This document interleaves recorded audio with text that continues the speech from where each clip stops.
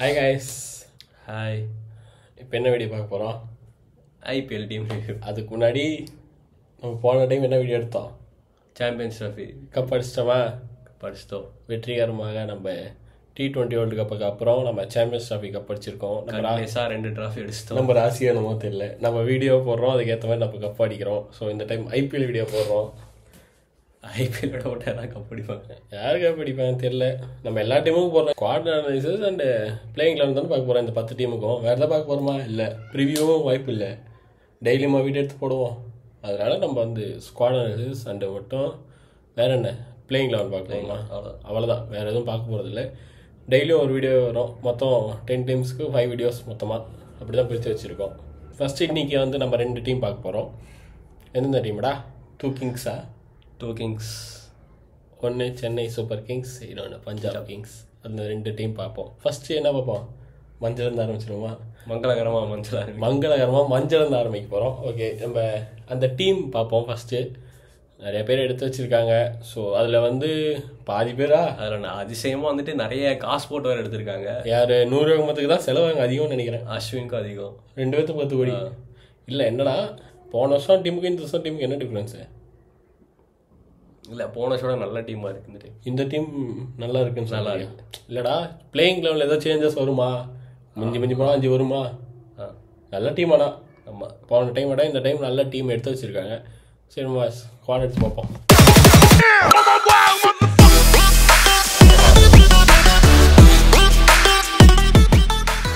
Okay, நம்ம CSK ஸ்குவாடை பார்ப்போம். First பார்த்தீங்கன்னா ருத்ராஜ், அப்புறம் கேப்டன் ருத்ராஜ் தான். ஸோ அடுத்து பார்த்தீங்கன்னா ரவீந்திர ஜடேஜா, அப்புறம் பத்திரானா, அப்புறம் சிவம் டூபே, அப்புறம் MS தோனி, கான்வே, திரிபாதி, அஸ்வின், கலீல் அகமத், நூர் அகமத், விஜய் சங்கர், ரச்சின் ரவீந்திரா, சாம் கரன், அப்புறம் பார்த்தீங்கன்னா ஷைக் ரஷீத், அன்சுல் கம்போஜ், முகேஷ் சௌத்ரி, அப்புறம் தீபக் கூடா, அப்புறம் பார்த்தீங்கன்னா குர்நப்னீத் சிங், நேத்தன் எல்லிஸ், ஜாமி ஓவர்டன், நாகர்கோட்டி, அப்புறம் ராமர் கிருஷ்ணா கோஷ், ஸ்ரேயஸ் கோபால், வன்ஸ் பேடி, அப்புறம் ஆண்ட்ரே சித்தார்த். ஸோ இதுதான் நம்ம சிஎஸ்கே ஸ்குவாடு. என்னடா நினைக்கிறேன்? நல்ல ஸ்குவாட் தான். எவ்வளோ ரேட்டிங் தருவேன்? எல்லா டீமுக்கும் தரணும், சும்மா கண்டிப்பாக ஃபுல்லாக பேசிட்டு அதுக்கப்புறம் வந்து ஃபுல்லாக பிளேயிங் லெவனாக சொல்லிட்டு தான். ஆமாம், ஓகே. சரி, இதுக்கு பிளேயிங் லெவன் சொல்லுவோம். சொல்லு. நான் வந்துட்டு ஃபஸ்ட்டு வந்துட்டு ஓப்பனிங் வந்துட்டு கன்ஃபார்மாக வந்துட்டு கான்வே ருத்ராஜ் தான். என்னதான் வந்துட்டு ரச்சின் ஃபார்மில் இருந்தாலும் என்னதான் இருந்தாலும் கான்வே ருத்ராஜ் தான் ஒரு செம்மையான பேர். நம்பர் 3 வந்துட்டு கண்டிப்பாக வந்துட்டு ராகுல் திரிபாதி தான். அடுத்து வந்து அப்போ தீபக் கூட விஜய் சங்கர்ல எங்கடா போவேன்? தீபக் கூட வந்துட்டு என்னதான் வந்துட்டு அதனால அவர் கொஞ்சம் ஃபினிஷர் நல்லா பண்ணுவான்னு தோணுது. Finisher number 3. சிஎஸ்கே வந்து கொஞ்சம் எக்ஸ்ட்ரா ஆல்ரவுண்டர்ஸ் அந்த மாதிரி வச்சுப்பாங்கல்ல. இப்போ திரிபாதி என்ன பவுலிங் போட போகிறேன்? தீபக் கூடவோ Vijay Shankar extra bowling option கிடைக்கும்ல. இருக்கிறதே ஆல்ரெடி நடுவில் வந்துட்டு நிறைய வந்துட்டு இருக்காங்க, நிறைய ஆல்ரவுண்டர்ஸ் இருக்காங்க. இவங்க எப்பயும் அது பண்ணுறது தானே, அதுக்கு தான் கேட்டேன். ரச்சின் இருந்தாலும் பவுலிங் போடுவார் எக்ஸ்ட்ரா. ரச்சின் எடுக்கலாம், ஆனால் வந்துட்டு ஃபாரினர்ஸ் வந்துட்டு ஆல்ரெடி வந்துட்டு இல்லைடா, போன வருஷம் அப்படி தான் இருந்துச்சு. அப்புறம் டேரல் மிச்சல், ரச்சின் இவங்களாம் பவுலிங் ஆப்ஷனுக்கு வச்சிருந்தாங்க, டூபே அப்படின்னு. இருந்தாலும் ஆல்ரவுண்டர்ஸ் வச்சிருப்பாங்கல்ல சிஎஸ்கே, அதுக்கு தான் இன்னும் இருக்குல்ல. நெக்ஸ்ட் வந்துட்டு நம்பர் 4 வந்துட்டு டூபே, நம்பர் 5 வந்துட்டு பார்த்தீங்கன்னா சாம் கரன், நம்பர் 6 வந்துட்டு ஜட்டு, நம்பர் 7 வந்துட்டு தோனி தான். லைனாக 3 லெஃப்ட் ஹேண்டர்ஸ் அப்படியா? டூபே, சாம் கரன், ஜடேஜான்னு. இல்லை 6க்கு தோனி வரக்கூடாது? இல்லை அஸ்வின்? 6க்கு யார் வேணா, அஸ்வின் வேணா ப்ரொமோட் பண்ணி இல்லை அஸ்வின் 8லேயே இருக்கட்டும். 6க்கு தோனி கூட வரலாம், ஏன்னா இயர்லியராக ஃபினிஷ் பண்ணுறதுக்கு. அடுத்து நம்பர் 7 வந்துட்டு நம்பர் 6, 7 வந்துட்டு மாற்றி விளையாடிப்பாங்க. அடுத்து நம்பர் 8 வந்துட்டு அஸ்வின், 9 வந்து பார்த்தீங்கன்னா நூர் அகமத், 10 கலீல் அகமத், 11 வந்துட்டு பத்தினா தான். ஃபார்மில் இருந்தாலும் சரி, ஃபார்மில் இருந்தாலும் சரி, கண்டிப்பாக அவங்க வந்துட்டு இதை தான் ஆட வைப்பாங்க. நானும் தான் எலிஸ் ட்ரை பண்ணுவேன் கொஞ்சம். இல்லைடா, ஸ்பின் ட்ராக்னா நூர் அகமத், ஃபாஸ்ட் ட்ராக்னா எலிஸ், அந்த மாதிரி கூப்பிட்டு போகலாம்ல. அப்படி கூப்பிட்டு போகலாம், ஆனால் அவங்க அப்படி பண்ண மாட்டாங்க. எல்லா இதுலேயும் நூர் அகமத் 10 எடுத்து எப்படி இருந்தாலும் விளையாட வைப்பாங்க. எப்படி இருந்தாலும் 10 கோடி எடுத்துட்டாங்க, விளையாடி தான் ஆகணும். அடுத்து இது வந்துட்டு 11. இப்போ உன்னோட பிளேயிங் லெவன் சொல்லிட்டேன். அடுத்து இம்பேக்ட் பிளேயர் சொல்லு. 2 இல்லை 4 பேர் சொல்லு. 4 இம்பேக்ட் பிளேயர் சொல்லு மொத்தமாக. ஃபஸ்ட்டு இம்பேக்ட் பிளேயர் வந்துட்டு விஜய் சங்கர் தான். செகண்ட் வந்துட்டு தீபக் கூடா. 3 வந்துட்டு அன்சுல் கம்போஜ். ஏன்னா எனக்கு தெரிஞ்சு அன்சுல் கம்போஜ் இல்லைன்னா வந்துட்டு விஜய் சங்கர் தான் கண்டிப்பாக டீமில் இருப்பாங்க நம்பர் 2 இம்பேக்ட் பிளேயராக. அடுத்து வந்துட்டு இன்னொரு இம்பேக்ட் பிளேயர் பார்த்தீங்கன்னா ஆண்ட்ரே சித்தார்த் கூட கொண்டு வரலாம். ஒரு தமிழ்நாடு சேர்ந்தவர், ஒரு யங்ஸ்டர். அவர் ஆனால் நம்பர் 3 கூட எடுத்தோடனே சான்ஸ் கொடுத்தாலும் கொடுக்கலாம். 18 வயசு அதெல்லாம் ஆடுவாரு. இல்லை கண்டிப்பாக வந்துட்டு சரி, இப்போ ஒரு டவுட், இப்போ சிஎஸ்கே பவர் பிளே ஸ்பெல்லுன்ற அதில் யார் பவுலிங் போடுவா? இவர் தான் கலீல் அகமத் போடுவாரா? ஸ்பின்னர் ஏன் அஸ்வின் போட மாட்டாரா? போடலாம்டா, இருந்தாலும் ஸ்விங் சென்னை மட்டும் இல்ல, வெளியே எங்கேயா போனா ஸ்விங் வெளியே தான் 2 ஸ்பின்னர் தானே ஆடுவாங்க. அப்ப அன்சுல் கம்போஜ் பிளேயிங் லெவல் வரக்கூடாதா? ஸ்விங் கலீல் அகமத் கூட கம்பெனிக்கு அதான் சொன்ன, அவர் தான் நம்பர் 12 அந்த 12 இவங்க தான் இல்ல மாத்திப்பாங்க. பத்திரனா வந்துட்டு இம்பாக்ட் பிளேயர் லாஸ்டா கூட வரலாம். இல்ல அங்க சாம் கரன் பவர் பிளேல போட்டு மேனேஜ் பண்ணிப்பீங்களா? சாம் கரன் சாம் கரனோட அன்சுல் கம்போஜ் ட்ரை பண்ணலாம். அன்சுல் கம்போஜ் இதுவும் நல்லா போடுவார், லாஸ்ட்லயும் பவர் பிளேல நல்லா ஸ்விங் பண்ணுவாரு. அதுதான் பிளேயிங் லெவல் இருந்தா நல்லா இருக்கும்னு சொல்ல வரேன். நம்பர் 12 இவர் 12 பேர் இவன் தான். எப்படியும் பத்திரனா போன டைம் மாதிரி வந்துட்டு இதா கூட வரலாம். பத்திரனா தூபே தானே மோஸ்ட். எப்படியும் அன்சுல் கம்போஜ் எப்படி இம்பாக்ட் பிளேயர்ல இருப்பாரு? இல்ல 12 இருப்பாரு. ஏன்னா போன டைம் வந்துட்டு தூபேவும் பத்திரனா தான் 2 பேர் தான் மோஸ்டா வந்துட்டு மாத்தி இம்பாக்ட் பிளேயரா வந்தாங்க. அதே மாதிரி இந்த டைம் அவங்களே வரலாம். பேட்டிங் கொலாப்ஸ் ஆச்சுனா கூட தீபக் கூட அவங்கள மாதிரி அனுப்பலான்றேன். ஃபினிஷிங் அந்த மாதிரி இருந்தா ஓகே. இப்போ அன்சுல் கம்போஜ் பிளேயிங் லெவல் ஆடிக்கிற தப்பு இல்லைல்ல? தப்பு இல்லை. நான் அதுதான் சொன்னேன், மெயின் அவன் தான். அந்த 12 பேர்ல 12 அவன் தான் இருப்பான். ஏன்னா பவர் பிளே தான் முக்கியம். சிஎஸ்கே வருஷம் பவர் பிளேல தீபக் சஹார் அந்த மாதிரி நல்ல பவுலர்ஸ் வச்சிருப்பாங்கல்ல, அதுக்கு தான் கேட்குறேன். இப்போ கலீல் அகமத் இன்ஜுரினா மட்டும் தானே இப்போ அன்சுல் கம்போஜ் மைனாக சான்ஸ் கிடைக்கும்? இல்லை எடுத்தோடனே கிடைக்குமா? கிடைக்கும், கண்டிப்பாக ஆடுவார்னு நினைக்கிறேன். இப்போ யாருக்கு ரிப்ளேஸ்மெண்ட் ஆடுவீங்க? அதுதான் 12 இருப்பாரு, இம்பாக்ட் பிளேயர்ல தானே இருப்பாரு. அப்படின்னா பத்திரனா வந்துட்டு இம்பாக்ட் பிளேயரா போக வேண்டியதுதான். பத்திரனாவோ இல்லை தூபேவோ, அது நல்ல ஆப்ஷன் தான் எனக்கு தெரிஞ்சு. அது கொஞ்சம் போன டைம் அப்படியே விட்டு கடைசியில் ஃபீல்டிங் இந்தியாவுக்கு தான் நிறைய. அதான் இப்போ தூபேக்கு பேட்டிங் மட்டும் ஆடிட்டு உட்காருப்பான்னு சொல்லிட்டு அப்போ அன்சுல் கம்போஜ் ஆட விடலாம் பவுலிங்க்கு. அது நல்ல ஆப்ஷனாக இருக்கும்ல. எப்படி இருந்தாலும் இம்பாக்ட் பிளேயர்ல தூபே உட்கார வச்சு பேட்டிங் வேணா நம்ம நடுவில் தீபக் கூட அவ்வளோதான் அதை வச்சு மேனேஜ் பண்ணிக்கலாம். இதுதான் உன்னோட பிளேயிங் லெவல். ஆமாம். அடுத்து இந்த டீம் போவோமா இல்லை ரேட்டிங் சொல்லு? ரேட்டிங் சொல்லு. எனக்கு மொத்தமாக பார்த்தா எப்படியும் நிறைய ஆல்ரவுண்டர்ஸ் இருக்காங்க. இல்லை இதில் வந்துட்டு பேக்கப்பும் நிறைய இருக்காங்க. எலிஸ்ன்ற ஒரு கன்ஃபார்மாக ஒரு நல்ல 2 சூப்பர் பிளேயர்ஸ் இருக்காங்க. சேப்பாக்கில் நேத்தன் எலிஸ் செம்மையாக யூஸ் பண்ணலாம். ஆனால் சத்யநாடாக்கு தான் கன்ஃபார்மாக சான்ஸ் கொடுப்பாங்க கண்டினியூஸாக. அவர் இப்போ ஆனால் நான் என்ன கேட்டால் எலிஸ் தான் ஃபஸ்ட்டு இப்போ 11ல் இருக்கணும். அதுக்கப்புறம் பத்திரனாக்கு வந்து என்ன கேட்டால் வந்துட்டு கன்ஃபார்மாக வந்துட்டு எலிஸ் தான் ஃபர்ஸ்ட் நான் இறக்குவேன். அதுக்கப்புறமா ஆனால் வந்துட்டு பத்திரனாக்கு பழைய ஃபார்ம்ல இல்லைல்ல. ஆமாம், ஆனாலும் வந்துட்டு கண்டிப்பாக சொல்கிறேன் பவுலிங் ஸ்டைலு இப்படி இருந்துச்சா முன்ன, இப்போ இப்படி இன்னும் கொஞ்சம் மேலே ஏறிடுச்சு கை. அதனால அந்த ஆக்ஷன் வரமாட்டேங்குது அவருக்கு. 2 ஓவரால் லீக் பண்ணுறாரு. T20 லீக்லாம் பார்த்ததானே 60 ரன் 50 ரன்லாம் தந்துட்டு இருக்காரு. ஐபிஎல்லும் சில டைம் அதை தான் பண்ணிட்டு இருந்தாரு. விக்கெட் எடுத்துட்டு இருந்தாரு. அதுக்கு எலிஸ் பெட்டர், பேட்டிங் நல்லா ஆடுறாரு இப்போ எலிஸ். அதனால கொஞ்சம் நல்லா இருக்கும். சேப்பாக்கு வந்து எலிஸ் பவுலிங் நல்லா இருக்கும். என் ரேட்டிங் பார்த்தீங்கன்னா 10க்காடா 10க்கு 7 தருவேன், 7.5 தருவேன். இல்லைடா எனக்கு அந்த இடிக்குதுடா. 10க்கு எனக்கு சாரிடா 9 தருவேன். இந்த டைமுக்கு 9 தரலாம், நான் இல்லைன்னு சொல்லலை. ஏன்னா இந்த டீம் வந்துட்டு மெயின் டீமும் சூப்பராக இருக்குது, பேக்கப்பும் ஓரளவுக்கு கரெக்டாக எடுத்து வச்சிருக்காங்க. தலைப்பாதி ரீசெண்டா அதுக்கு தான்டா சென்னைனா சொல்லிட்டு சமாளிச்சு விட்டுருவோம். 8 தரேன்டா.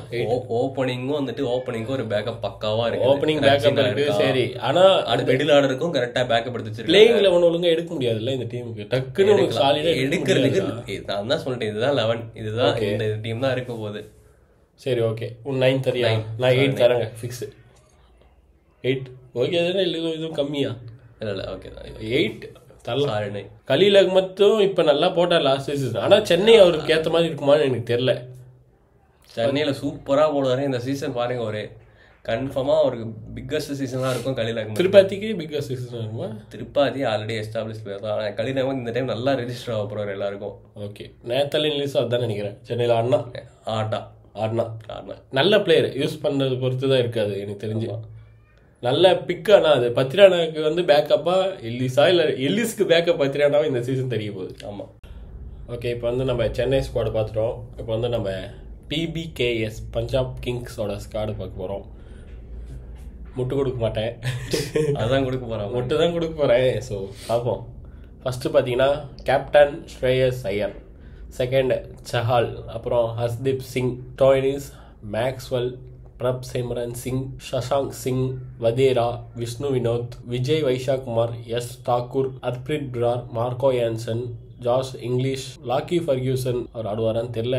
ஆடுவாரடா தெரில. அவர் இந்த சாம்பியன்ஸ் ட்ராஃபிக்கு இன்ஜுரின்னு வந்துட்டு போயிட்டாரு. ஸோ டவுட்டு தான் இல்லை ஃபர்கியூசன். ஓகே. அப்புறம் ஒமர் ஜாய், அர்னூர் சிங், அப்புறம் குல்தீப் சென், பிரியான்ஸ் ஆரியா, ஆருண் ஹார்டி, முஷிர் கான், ஷூரியான் செக்டே, Xavier Bartlett, Pyla Avinash, Praveen Dubey. So இதுதான் பஞ்சாப் கிங்ஸோட ஸ்குவாட்.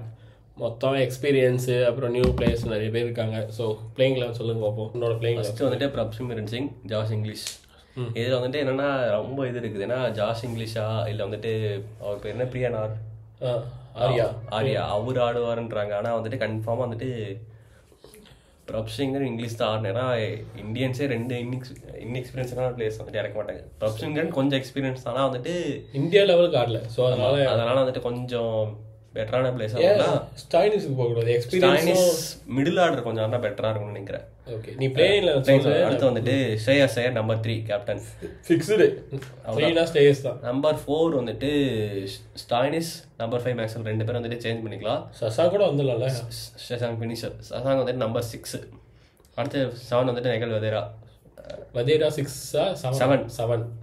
8 வந்துட்டு மார்க்கோ யான்சன். 8லயே வந்துட்டு மார்க்கோ யான்சன் வராரு பாருங்க. அடுத்து 9 ஹர்ப்ரீத் பர். அவரும் பேட்டிங்கில் சூப்பராக ஆடுவார் ஓரளவுக்கு. அடுத்து நம்பர் 10 வைஷாக் விஜயகுமார். 11 வந்துட்டு அஷ்தீப். 12 சஹால். விஜய் வைஷாக்குமார் வந்து Indian fast bowler Arshdeep Singh கூட சேர்ந்து பவர் பிளேயில் போடுற மாதிரி கேட்குறியா இல்லை மிடில் கேட்குறியா? மிடில் ஓவர் ஓட்டுறதுக்கு தான். ஓகே, நல்ல ஆப்ஷன் தான். குல்தீப் சென் கூட ஆடலாம்ல.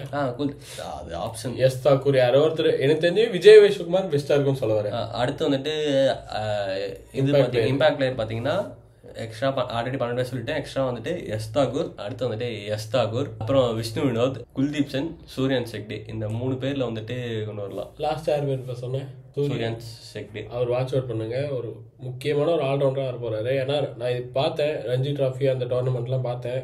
மகாராஷ்டிராவுக்கு தான் ஆடினாரு, செம்மையாக ஆடினாரு. ஸ்டே செய்யறது தான் அவர் பிக் பண்ண சொல்லியிருக்காரு. ஸோ கேப்டன் தான் இல்லை, முஸ்தாக் அலி டிராஃபி அதனால கொஞ்சம் அவர் மட்டும் வாட்ச் பண்ணுங்க. நல்லா ஆல்ரவுண்டராக இருப்பார். ஹர்திக் பாண்டியாக்கு இப்போதைக்கு ஒரு நல்ல ஆப்ஷனாக இருக்கும்னு சொல்ல வரேன். இன்ஜுரினா வாட்ச் அவுட் பிளேயர்னா பஞ்சாப் கிங்ஸ்ல இந்த சீசன் வந்து ஒரு சீசன் ஓவர் வருவாங்கல்ல, சசாங்கு, அசுதோஷ் போன சீசன். இந்த சீசன்ல அவரை சொல்ற வாட்ச் அவுட். இந்த டீம்ல ஒரு ஃபாஸ்ட் பாலர் மட்டும் இன்னும் ப்ராப்பராக எடுத்துக்கலாம். சரிடா, இப்போ இவ்வளோ சொல்லிட்டியே.